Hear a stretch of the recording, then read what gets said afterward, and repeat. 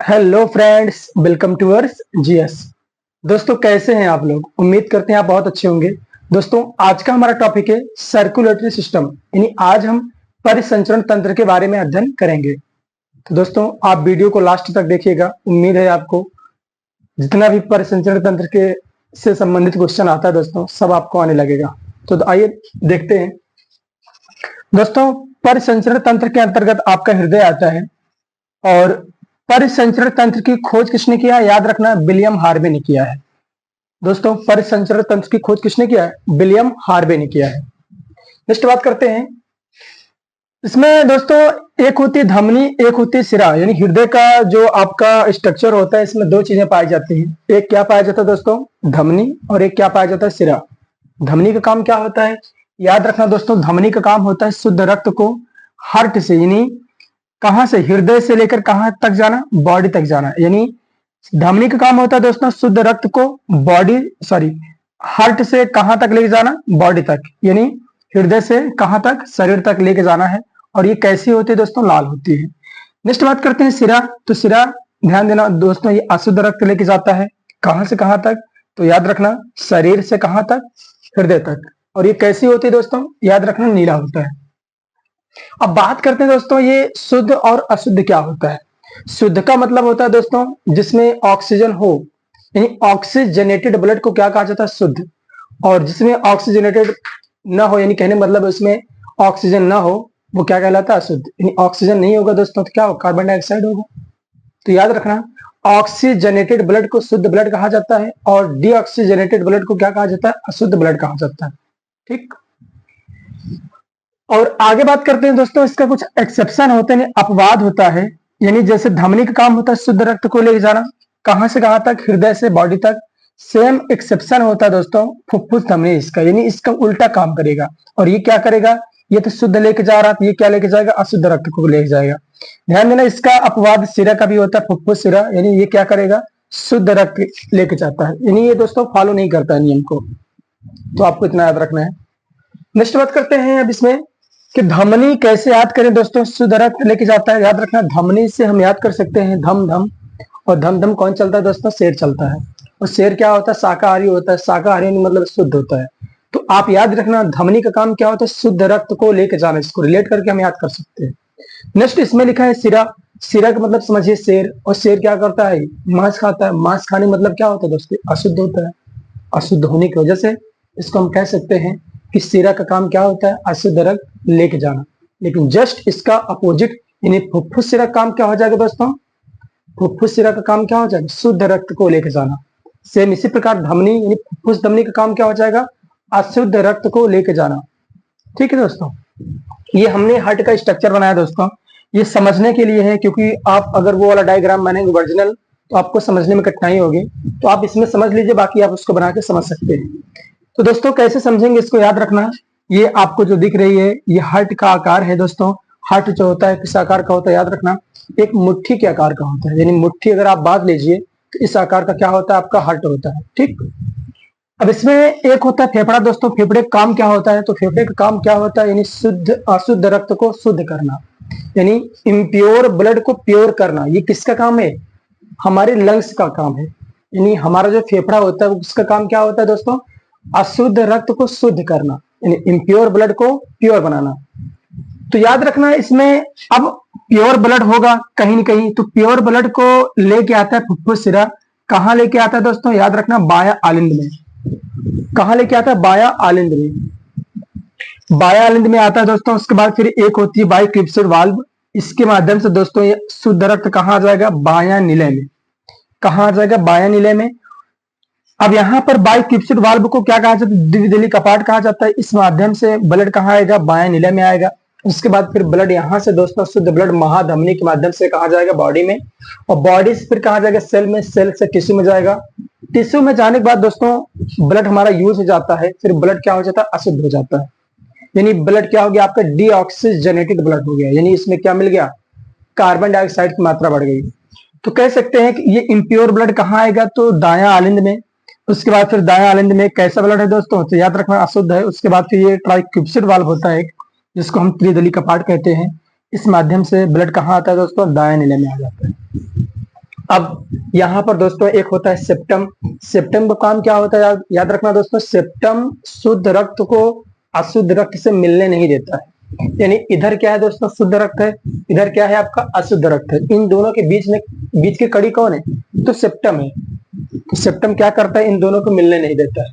ठीक, अब यहाँ पर ब्लड अशुद्ध भरा है दोस्तों, अब इसको शुद्ध होने के लिए कहाँ जाना पड़ेगा, फेफड़े में। तो सेम प्रक्रिया से चलती रहती है। थोड़ा इसके बारे में जिक्र कर लेते हैं।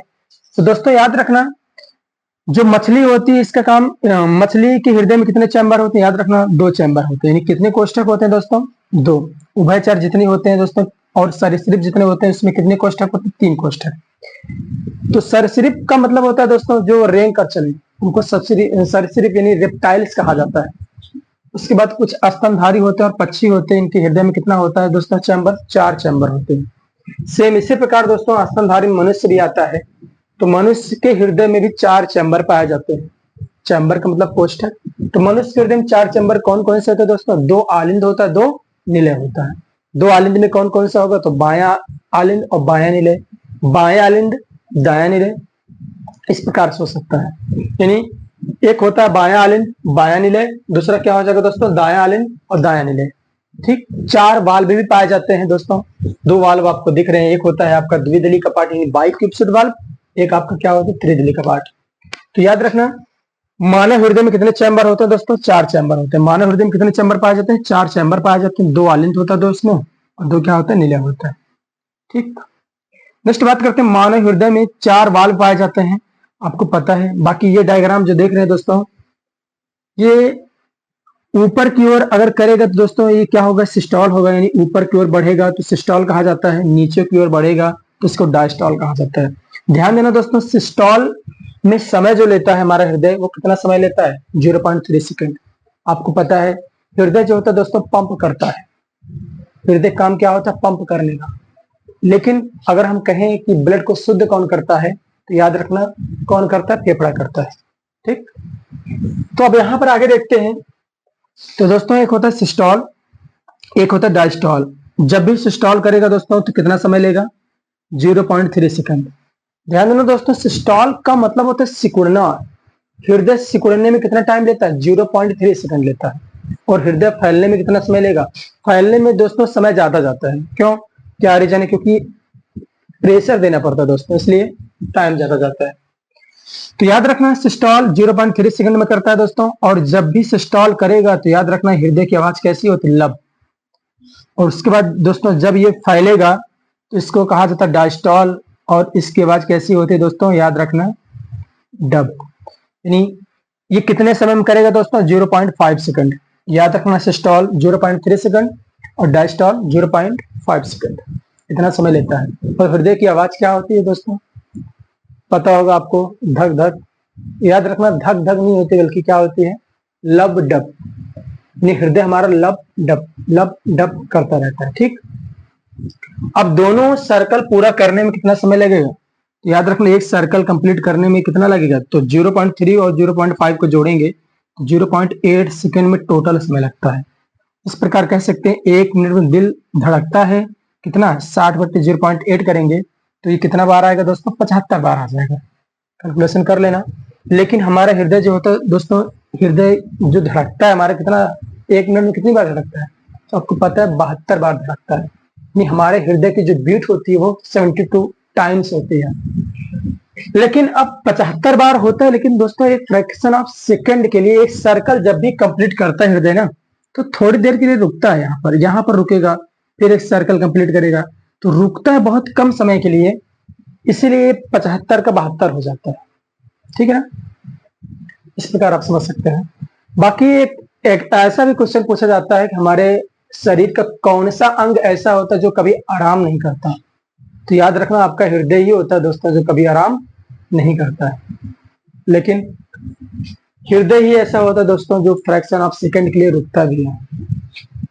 आगे बात करते हैं दोस्तों, ये वाला स्ट्रक्चर तो आप जानते होंगे, डॉक्टर के यहाँ आप जब भी आप इलाज कराने जाते होंगे या फिर कहीं भी कभी कोई ज्यादा तकलीफ होती है, यानी वेंटिलेटर में होता है बच्चा या फिर कह सकते हैं कोई वयस्क अगर वेंटिलेटर में जाता है दोस्तों, तो यहाँ पर एक इस तरीके से क्या होता है, ईसीजी किया जाता है।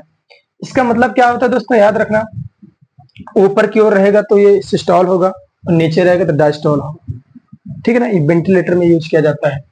इसका ये मतलब है दोस्तों कि अगर ये चलता रहेगा ऊपर नीचे तो आदमी जीवित है, क्योंकि सिस्टोल और डायस्टोल दोनों हो रहा है। इसका मतलब है कि उसका हृदय बराबर चल रहा है। और जैसे ही दोस्तों ये लाइन सीधी हो जाती है, यानी कहने मतलब ये सीधा हो जाएगा, तो डॉक्टर क्या बोलते हैं, आई एम सॉरी। कहने मतलब ये है कि अब उसको बचा नहीं सकते हैं। तो यही रीजन है कि हमेशा चलता रहता है सबके दिल की धड़कन, लेकिन अगर ये एक लाइन बन जाएगी तो दोस्तों वो आदमी तुरंत वहीं खत्म हो जाएगा। नेक्स्ट बात करते हैं दोस्तों हृदय की, यानी दिल की आवाज क्या होती है दोस्तों, लब डब। दिल क्यों कहा जाता है दोस्तों, क्योंकि कहीं न कहीं आप देख रहे हैं दिल के आकार का होता है, इसीलिए इसको दिल कहा जाता है। तो इसकी आवाज क्या होती है, लब डब। ब्रेकअप के समय यानी सैडनेस में, जब आप कभी गुस्सा होते हैं या फिर ब्रेकअप यानी कहने मतलब दिल टूटता है आपका, तो हृदय की आवाज लब डब न करके क्या करती है दोस्तों, मर मर की आवाज आती है। याद रखना, मर मर की आवाज आने लगती है। नॉर्मल बीपी जो होता है दोस्तों कितना होता है, यानी ब्लड प्रेशर 120/80 होती है दोस्तों। हाई बीपी होता है तो ये 20 बढ़ जाएगा, यानी 120 से 140 हो जाएगा, और ये 80-100 हो जाएगा। हाई बीपी 140/100 होता है। अगर इतना आपका बीपी है, इससे ऊपर है, तो आपका बीपी बढ़ा हुआ है, और उसको क्या कहा जाता है दोस्तों, एक टर्म में हाइपरटेंशन। क्या कहा जाता है, हाइपरटेंशन। लेकिन लो बीपी होगा दोस्तों तो ये कितना हो जाएगा, 100/60, यानी 20 क्या होगा, कम हो जाएगा। इसको हम क्या बोलते हैं, हाइपोटेंशन। क्या बोला जाता है, हाइपोटेंशन कहा जाता है। आगे बात करते हैं बीपी मापने का यंत्र क्या होता है दोस्तों।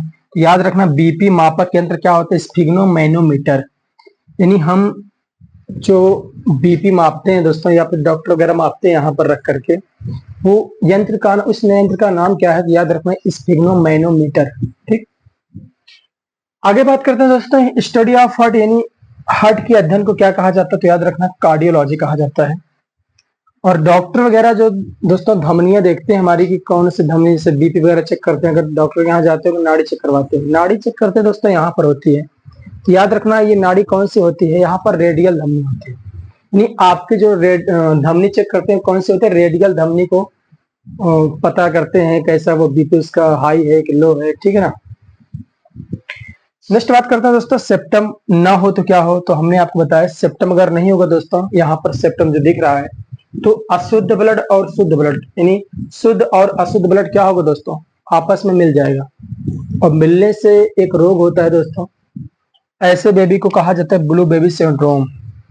और ऐसे बच्चे जो होते हैं बहुत ज्यादा दोस्तों 6-7 महीने तक जीते हैं, उसके बाद उनकी कहानी खत्म हो जाती है। रीजन क्या है दोस्तों, क्योंकि शुद्ध और अशुद्ध ब्लड मिलने की वजह से बेबी जो होता है नीला पड़ जाता है, इसीलिए इसको ब्लू बेबी सिंड्रोम कहा जाता है। आगे बात करते हैं दोस्तों हार्ट का वेट कितना होता है, यानी हृदय का वजन याद रखना 250 से 350 ग्राम तक होता है। और हार्ट की एक्टिविटी चेक करने के लिए दोस्तों हम ईसीजी कराते हैं। ईसीजी का फुल फॉर्म क्या होता है दोस्तों, इलेक्ट्रोकार्डियोग्राफी। इलेक्ट्रोकार्डियोग्राफी, ये हार्ट की क्या एक्टिविटी चेक करने के लिए ईसीजी करवाते हैं। और ईसीजी का फुल फॉर्म क्या होता है, इलेक्ट्रोकार्डियोग्राफी। याद रखना एक बार में हृदय जो होता है दोस्तों लगभग 70 से 90 ml, 70 से 90 ml ब्लड को क्या करता है, पंप करता है। ठीक है ना। आगे वर्ल्ड हार्ट डे कब मनाया जाता है दोस्तों, याद रखना 29 फरवरी को वर्ल्ड हार्ट डे मनाते हैं। आइए थोड़ा एक बार फिगर को और समझ लेते हैं दोस्तों। अब यहाँ पर थोड़ा सा आपको ये समझना है कि फेफड़ा का काम क्या होता है दोस्तों, यह शुद्ध रक्त को शुद्ध करता है। ठीक, इतना आप समझिए। अब आपको पता है कि यहाँ पर कौन सा ब्लड भरा हुआ है, तो जाहिर सी बात है शुद्ध ब्लड है, क्योंकि फेफड़ा शुद्ध कर दिया उसको। अब याद रखना जो भी फेफड़े से कनेक्ट होगा, चाहे वो उससे जुड़ेगा चाहे उससे निकलेगा, उसके साथ हमेशा फुफ्फुस जुड़ जाएगा।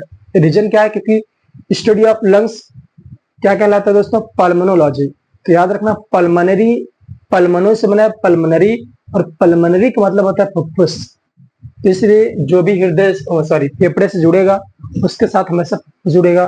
तो आप बताइए यहाँ पर शुद्ध ब्लड होगा तो फुफ्फुस जोड़ के हमको लिखना है, तो फुफ्फुस सिरा ही तो होगा। तो फुफ्फुस सिरा ब्लड कहाँ लेके आता है दोस्तों, बायां आलिंद में लेके आता है। वो भी कैसा ब्लड होगा, प्योर ब्लड होगा। प्योर का मतलब शुद्ध, ऑक्सीजनेटेड ब्लड है। उसके बाद यहाँ पर एक होता है वाल्व, जिसको क्या कहा जाता है, बाइक्यूबिक वाल्व, जिसको हम द्विदली कपाट कहते हैं। इसके माध्यम से ब्लड कहाँ जाता है, बायां नीले में आ जाता है।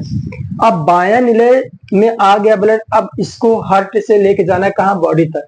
तो आप बताइए हार्ट से अगर बॉडी तक लेके जाना है तो कौन वर्क करेगा, धमनी। ये कैसी होती है दोस्तों, लाल होती है। तो आपके शरीर में जो लाल दिखता है वो धमनी होती है दोस्तों, जो नीला दिखता है वो क्या है, वो सिरा होता है। अब धमनी का काम है क्या, हार्ट से लेकर बॉडी तक किसको लेके जाना, शुद्ध रक्त को। आपको पता है शुद्ध रक्त ये है, यहाँ पर एक होती है महाधमनी, ये लेके जाती है बॉडी में, बॉडी सेल में आता है ब्लड, ब्लड उसके बाद टिश्यू में आता है। और जैसे पूरा ब्लड यूज कर लेता है हमारा शरीर, तो वो ब्लड कैसा हो जाता है दोस्तों, इम्प्योर हो जाता है। उसके बाद अब इम्प्योर ब्लड को कौन लेके आता है दोस्तों, अशुद्ध रक्त को बॉडी से हार्ट तक, कहीं न कहीं बॉडी हमारी, इसको हृदय तक कौन लेके आएगा, और ये नीला होगा, ध्यान दीजिए, क्योंकि अशुद्ध रक्त हमेशा नीला होता है। अब बॉडी से कहाँ कहाँ लेके आना, दाया आलिंद में कौन लेके आएगा, तो याद रखना सिरा का महासिरा लेके आएगा। अब कहाँ आ गया दोस्तों, दाया आलिंद में। इसके बाद ट्राइक्यूबिक वाल्व होता है, उसके माध्यम से ब्लड कहाँ जाएगा, दाया नीले में जाएगा दोस्तों। अब ब्लड हो गया शुद्ध, डीऑक्सीजनेटेड ब्लड। अब फिर शुद्ध होने के लिए कहाँ जाएगा, इम्प्योर ब्लड, किसके माध्यम से, फुफ्फुस धमनी के माध्यम से। क्या रीजन है, क्योंकि कहीं न कहीं फेफड़े से जुड़ रहा है, इसके वजह से क्या होता है दोस्तों, यहाँ पर फुफ्फुस लगना है, और फेफड़े से जुड़ने का मतलब है, तो अब ब्लड को शुद्ध लेके जाना है, तो क्या होगा दोस्तों, फुफ्फुस धमनी, फिर ब्लड वहां जाएगा दोस्तों, सर्कल चलता रहता है। तो उम्मीद है आपको समझ में आया होगा दोस्तों। दोस्तों वीडियो आपको कैसा लगा आप कमेंट बॉक्स में जरूर बताइए, और वीडियो को जितना हो सके शेयर कीजिए, ठीक है ना। मिलते हैं नेक्स्ट वीडियो में दोस्तों, जय हिंद।